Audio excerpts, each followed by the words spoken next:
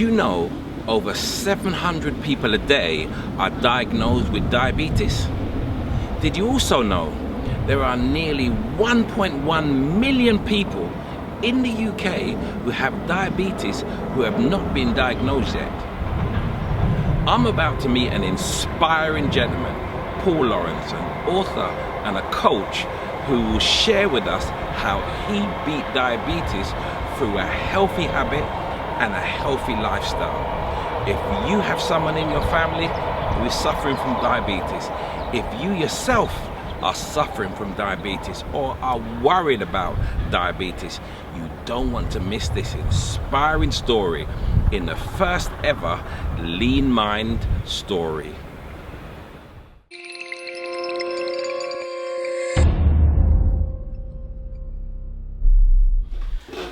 Hi Paul. Hi Ken, how you doing? Good. I really appreciate you taking the time to share your story. You know, I first came across your story on Facebook and I saw the excitement and the enthusiasm people held when they were reading about your journey.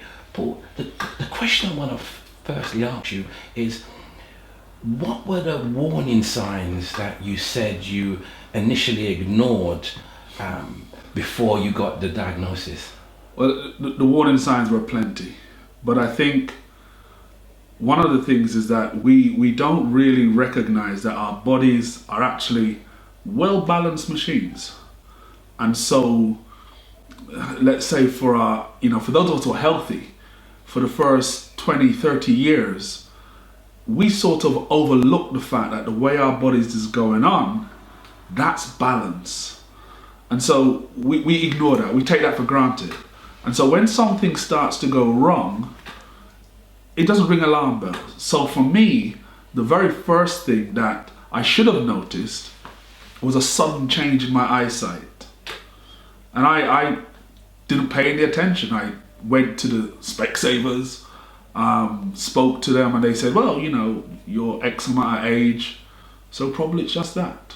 So you just attributed your declining eyesight to your age? But it wasn't a decline, and this is where the alarm bell should have been ringing.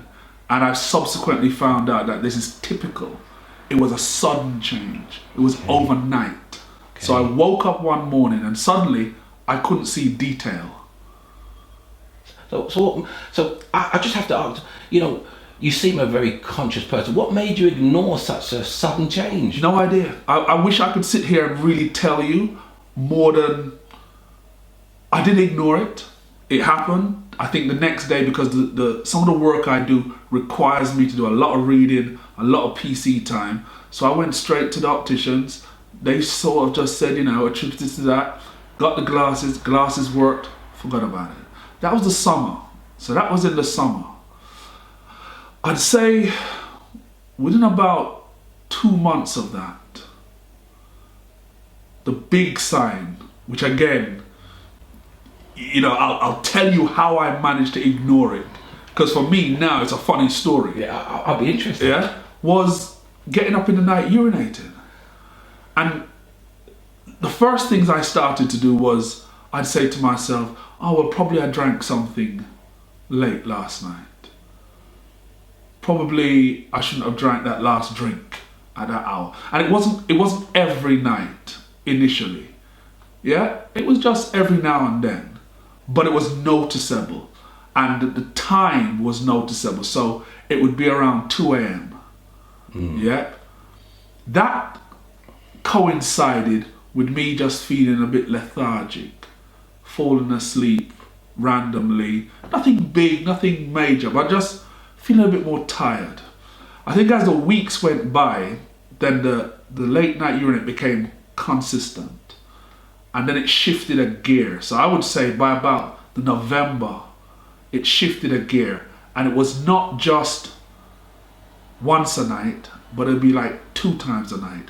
And then it chipped over into the daytime. Okay. And so I was just trying to think to myself, well, how much are you drinking? You know, because I've always drank a lot of fluids. You know, I don't drink alcohol, but I've always drank a lot of fluids. So I started to think to myself, I wonder if that's it. Maybe I'm drinking so much. Whatever it was, I found a reason to explain it. Do you think that it was a masculine, a man thing? Why you didn't seek help earlier? People will say that. People will say that, but I think it's funny because today I found out exactly how long ago this was. And the reason why I found that out is because I got a Facebook memory thing come up of memories. And it was 8 years ago when I did the London to Brighton cycle. So I'm thinking to myself, well, I just rode to Brighton. I can't be that ill. I can't be that sick. So all of this is happening because London to Brighton happened. I did it. I didn't feel mashed up. I just did the ride. But I started to do some research. I started to do some research on the possible causes of this. But whether it was work, I found a reason not to go to the doctor. What was a tipping point? A tipping point would to the doctor? Would be Christmas Eve. Christmas Eve. I was sitting right in here, got up, had my breakfast, sat down, and I swear to you, I blinked and 45 minutes had disappeared. And I thought, nah, that's not right. Yeah, because I just lost 45 minutes, gone. Jumped in my car. I just moved here, so my doctor was still registered on the other side of London. So you had to drive? I drove all the way across to my doctor, Christmas Eve, got there about 10 o'clock. He did one of those dipstick things, showed a high level of sugar, but he said to me, look, it's not conclusive, but he suspects diabetes. And because I had the blackout, I needed to go to the hospital immediately to confirm it, whatever it was. So he rang Woolwich Hospital and he said to them, look, I'm sending someone to you. The guy said, well, we're closing. It's Christmas Eve. It's Christmas Eve. Yes. We're closing midday. So to their credit, the doctor said he would stay until I got there. I drove over. He did a more careful test, a more specific test. And he said to me, how did you get here? So I said, well, I drove. He said, no, there's no way you drove. Because your blood sugar level is so high, you're not supposed to be upright. And he said to me, look, normal people, 4 to 6. On a scale that goes to 30. Yours is off the scale. Yeah, can you share with us the number? There was no number. It was off the scale. Okay. They don't have equipment to measure above the 30. It was that high? It was that high. So he sat me down right then and there. You know, and I always remember that doctor because I like certain things in my life, I like them to be geeks.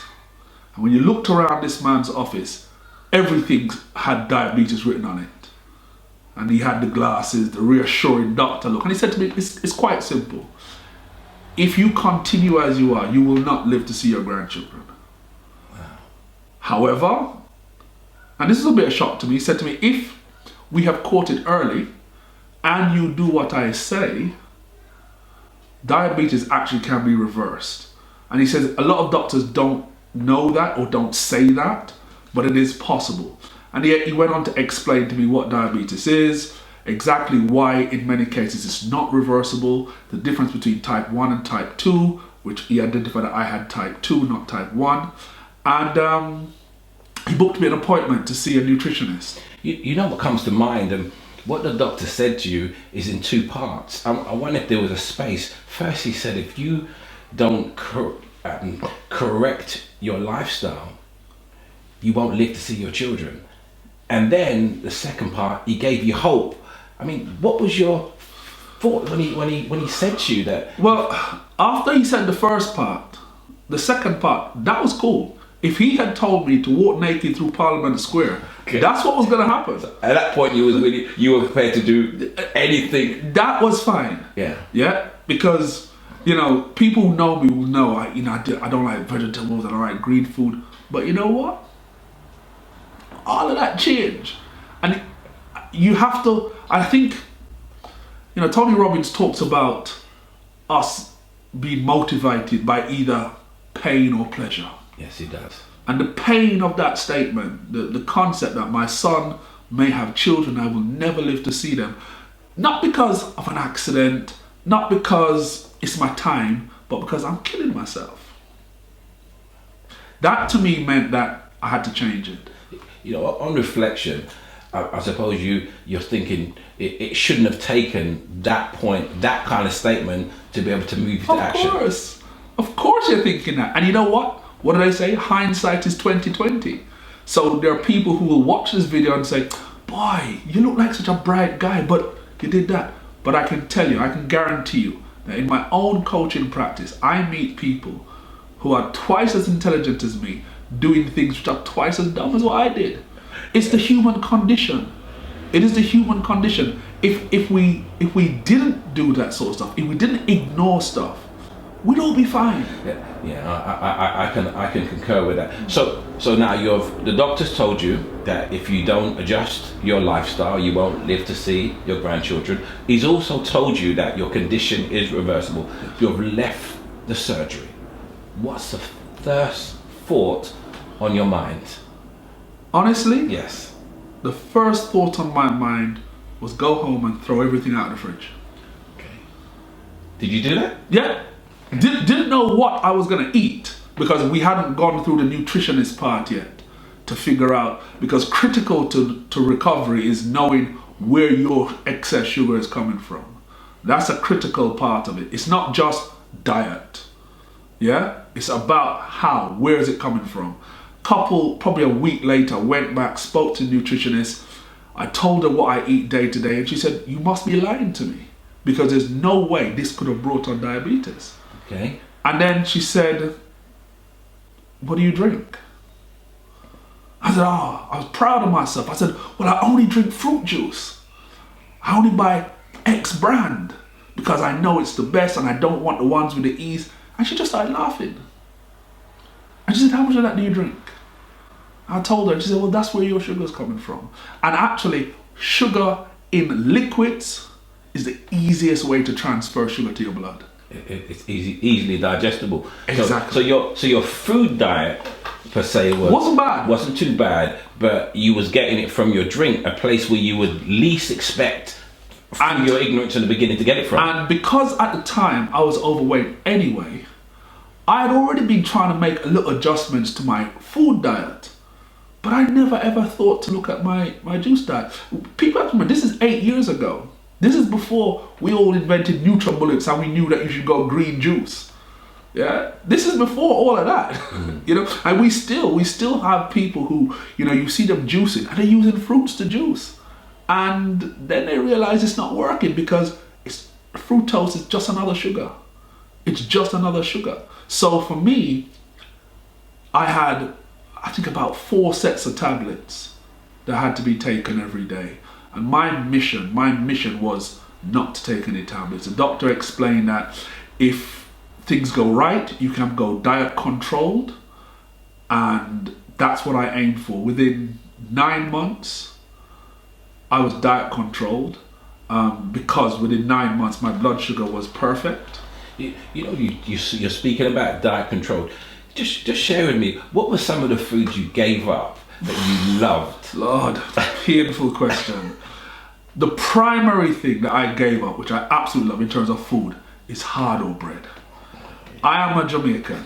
Okay. We eat hard-o bread with every meal and it's no problem. I had to give it up. Okay. So I stopped buying bread, period. Okay. Yep. That's the only way I could give these things up, is by stop buying them.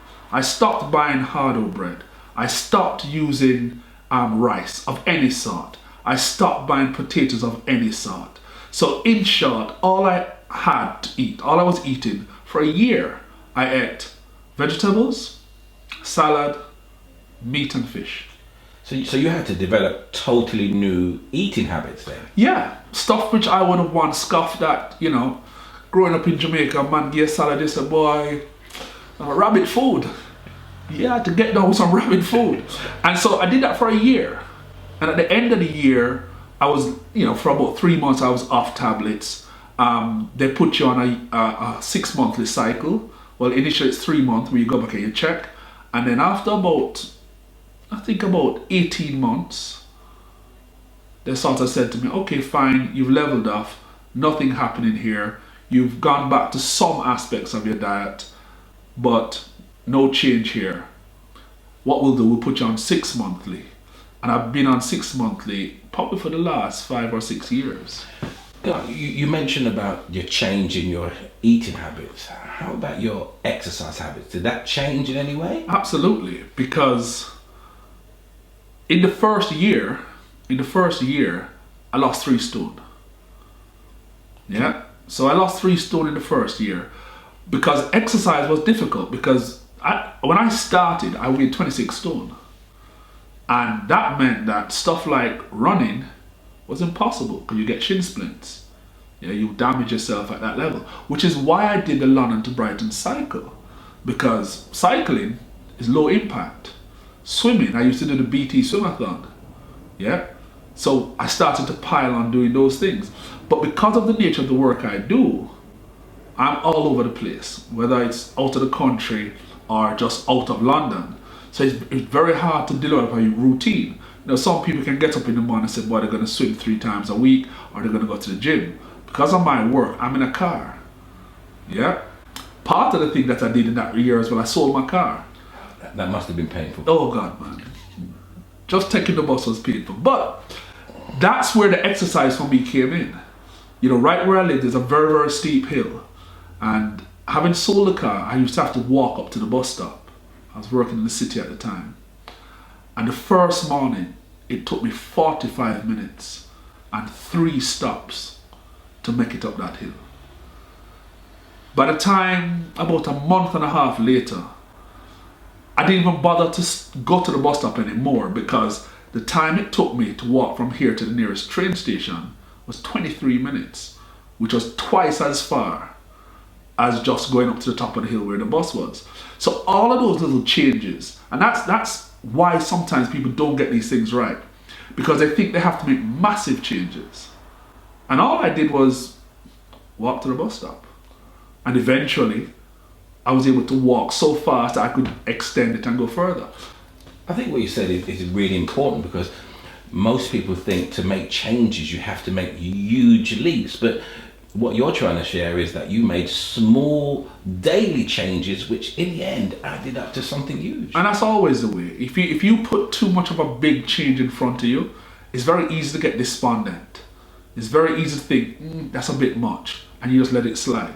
But, you know, again, if you go back to the basic principles of setting goals and getting yourself right, you do little things and you add. Yeah? It doesn't mean you don't do significant things, but you do little things and you add to it, and you add to it, and you keep pushing yourself further. So for me, selling the car was easy.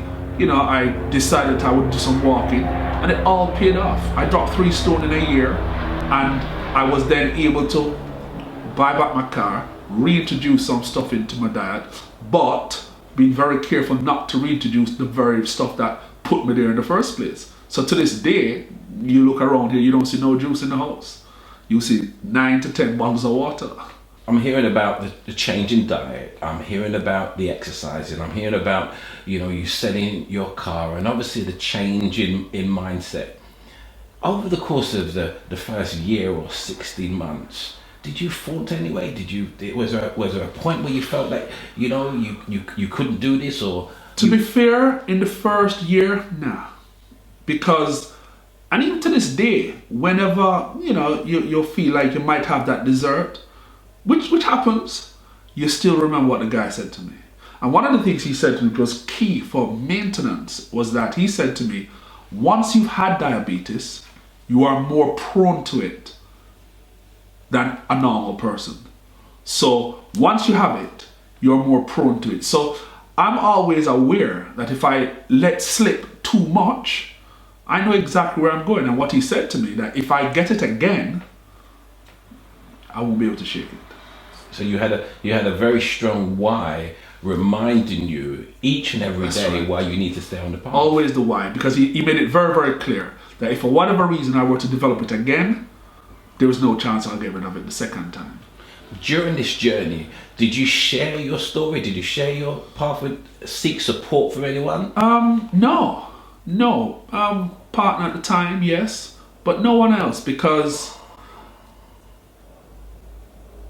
I think the word I'm looking for is a little bit of shame. Okay. Yeah, because you know me well enough to know the arrogance is there, and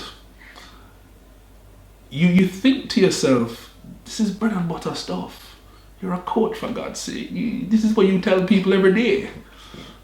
But who coaches a coach? Yes. Is the question. So yeah, it was very, very, very, very silent. You know, did my bits as I was supposed to do.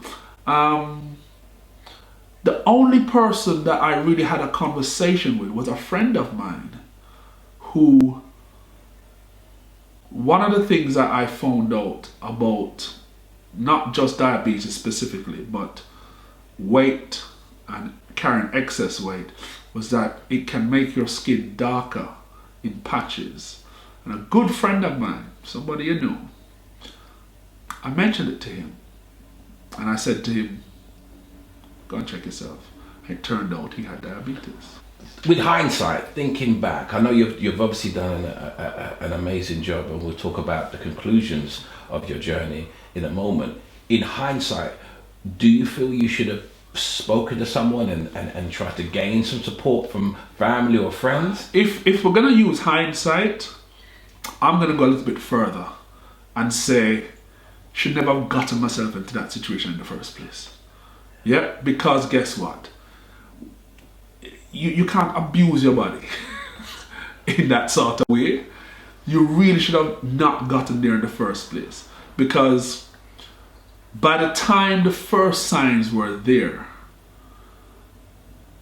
fortunately for me, what I did next worked. So it wouldn't have made any difference if I had spoken to somebody when my eyesight flipped, because I'd have still had to do the year, whatever it is, intensive to get myself there. I should never have been there in the first place. The reason why I'm asking is because, you know, I'm trying to, you said you was ashamed and embarrassed, and if there are other people suffering from the same condition that you were suffering, they may be suffering in silence, feeling that they can do it by themselves. I think, and I'll always come back to it, that, you know, they say they use the word postcode lottery. For me, the critical thing was the National Health Service and the doctor I had. Because the doctor I had was on it. He didn't depress you, but he was supportive, and he told you really, really straight what the situation was. I guess the way to look at it is that different things work for different people. Yeah? But in the cold, hard light of day, you have to take responsibility for yourself. Yeah? It's great to have people around you who are looking out for you, but you can always dodge them. Yeah? Especially with something like food. Yeah? Because food addiction is real. You know, we can look at the person who's obese and we can say all we want to say, that they should just put it down. But it doesn't work like that. Yeah? Like any addiction, it's all up here. All in your mind. So probably what I would suggest to people who are facing that is go to professional people who understand not just diabetes, but they understand obesity and food addiction. I know you mentioned a few times and that it shouldn't have happened. I think because you're a coach, you feel you let yourself down by allowing it to happen. But statistics are showing there are about 1.1 million people in the UK with diabetes at the moment who have not been diagnosed, and many more people in a pre-diabetic stage. I mean, I was shocked at the response to the post I put on Facebook. I was totally shocked. I thought, you know, a couple of people would, yeah, well done, blah, blah. But what's happened is not just people saying well done, there's a lot of people who are identifying with the symptoms, and my inbox has been full of people who, some of them are not even my friends, they have friends who say, take a look at this post. And as a consequence of that, they have come and look and realized that they're either pre-diabetic or they're diabetic. Yeah? But we don't, and this is men and women. Yeah? This is men and women. And we're just going about our business kind of normally, hoping, you know, that everything's fine, and we ignore this, we ignore that. But sometimes we need to take a little time out and go to the professionals and let them tell us for true what the situation is. One thing that really struck me, and I know that it must have, is when you mentioned that you went back to the doctor after a period of time and he told you that your levels were completely normal. Is that correct? Yeah, it took about 9 months, and the expectation is that you will, after a meal, because the insulin coming from the pancreas is slightly impaired, you might still go a little bit over, and they accept that because you're diabetic, but that's still fine and you're still controlled. But eventually it was all perfect. It was just perfect, and it was just like, it was more like a challenge, because they gave you a monitor to check yourself on a daily basis and to record. So you had to record, you had to take it first thing in the morning, after a meal, before a meal, after the next meal, throughout the whole day, last you go to your bed. And it was, I guess it was a bit of an incentive, watching that number going down, going down, going down. So I knew before I even got to him that it was controlled and it was steady. But how did it feel when a doctor said to you, confirmed it to you that, you know, your diabetes, your blood sugar levels were now normal? It was incredible, because that's what I've been working for a year to get to. You know, it made everything I had done justifiable, and it left me in a situation where I'm saying to myself, well, you can't go back that way. You know, you don't want to walk that path again. Which is why now, a good 7 years later, you know, did my check, and the lady said to me, well, typically what happens is, even if you're diet controlled, as you get older, you tend to slip back. But I have shown no signs of slipping back. Everything about it is perfect.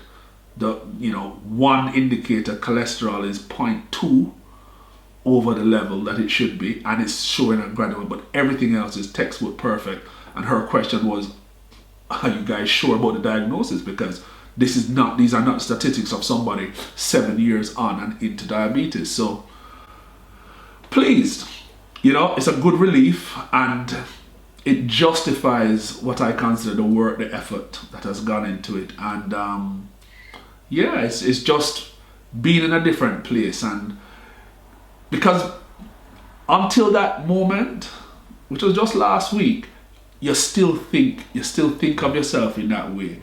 I haven't changed. I still think I have diabetes, so it still governs my actions, if you get what I'm saying. Yes. Which for me is fine, because if by doing what I've been doing, I've brought myself from there, then I can fairly say that I will keep on going and just remain healthy.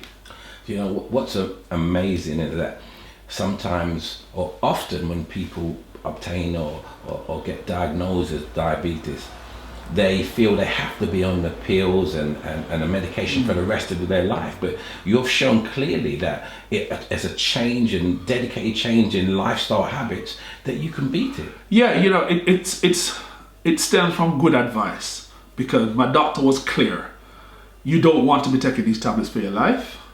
What you want to do is see if we have caught it early enough, and if we have, it is reversible. And from the moment he said that, that was my objective, to get myself off the tablets, because the regime of tablets is serious, because you need one tablet to kick in the insulin, you need another tablet to try and lose weight, you have tablets that balance them out so you don't get indigestion and all sorts of stuff. So you're looking at 4 or 5 tablets per go, not per day, per go. Yeah, so it's heavy, and it's not a lifestyle thing, because you start having to be conscious of, am I on a long flight? Yeah, so you hear them on flights, they have diabetic meals, because you're on a long flight. Your blood sugar might drop, whatever it is, might get out of kilter. So you don't want to be living like that. Yeah, I can remember traveling on a 10-hour flight, and I'm having to eat my meals by my watch. I can't eat my meals because it's dinner time in that new country. I have to eat my meals because my watch tells me that it's time to eat, because I don't want to mix up my blood sugar and all that. You don't want to live like that. Yeah, you want to be able to chill. And you know what? You want to be able from time to time to have a treat. But you have to earn that treat. And that is what I would say certainly the first 2-3 years was all about. Putting myself in a position where I didn't look at food and think, oh my God. No, you good things in moderation. And no, it's giving, I have to admit, it's giving my extra spurt. No, even 7 years later, because I feel, as I said before, that it's justified what I've done. Paul, your story's been really amazing. In conclusion, is there something you would like to leave with anybody watching this video who may be suffering from diabetes or have any concerns that they may have diabetes? I think the main thing to say is that, and this may sound obvious, go to your doctor. Go to your doctor and follow their advice, because diabetes is not as we thought in the old days where you're going to keep it, you're going to have it for life. I'm proof that there's another way. You can just do the stuff that you're told. Again, we caveat that with the fact that if you're doing what you were told and you caught it early enough, it is entirely reversible. But we have to look after our bodies, because if we don't go, if we don't check ourselves over, if we don't give ourselves that MOT, just like a good car, chances are the engine will fail, especially as we get older. And I know we don't like to face it, but we are getting older. And just like any other good machine, it needs a check from time to time and it needs little balances. So if you suspect that you've got diabetes, it's not the end of the world. You know, go out, get yourself checked, do what your doctor tells you. And you know what? There's some stuff that you know you're doing that's wrong. Yeah? Don't make the mistakes I made. You know you're doing some stuff wrong. You know they're not doing exactly what you should be. Just stop. Get support. If you're not able to do it, you know, I did it cold turkey. If you're not able to do it cold turkey, get help. One of the things I talk about in my coaching practice as well. Ask for help. Learn to ask for help. It's the greatest way of getting things done. And that's what I'd say to anyone. And importantly, don't ignore the signs. Hell no. Do not ignore the signs. You know, think about how you were when you were in your 20s, in your 30s. And if anything changes, there's a reason. There's a reason why things change. You know, you don't just develop a pain for no reason. Don't put it down, well, it's old age. No, actually, you're allowed to be in your 50s, in your 60s, in your 70s and be healthy. So what we've done, we've started to get used to things going wrong. And we don't see alarm bells. If you look after your body right, as I'm trying to do, your body will react, it will be fine. So if anything changes, try and find out why. Paul, your story's been amazing. I thank you for taking the time out to share your story, and I wish you continued good health far into your later years. Me too. Thank you very much for your time.